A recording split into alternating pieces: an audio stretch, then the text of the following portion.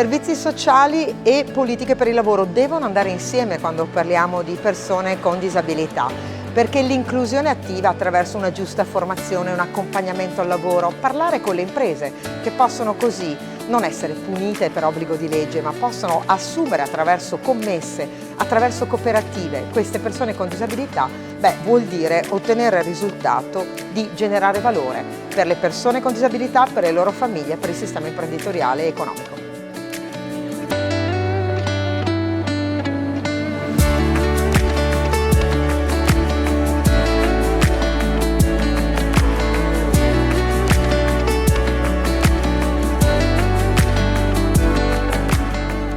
Siamo andati a verificare le attività, le politiche sul tema della disabilità e dell'inserimento lavorativo della Regione Veneto. Abbiamo affermato anche il ruolo dei centri per l'impiego, dei servizi pubblici per l'impiego come strumento utile proprio all'incontro tra la domanda e l'offerta di lavoro, al fine di poter attivare e rimettere in gioco tutte le persone. Oggi attualmente abbiamo almeno 15.000 disoccupati disabili e annualmente si presentano ai nostri uffici tra i 4 e 5.000 persone e crediamo che in questa fase il sistema di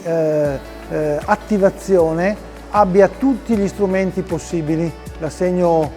potenziato rappresenta uno strumento, come anche il job coaching e soprattutto l'articolo 14 può rappresentare un'opportunità importante che è già arrivata a più di 500 lavoratori su 200 imprese che operano regolarmente con lo strumento di inserimento lavorativo speciale dell'articolo 14.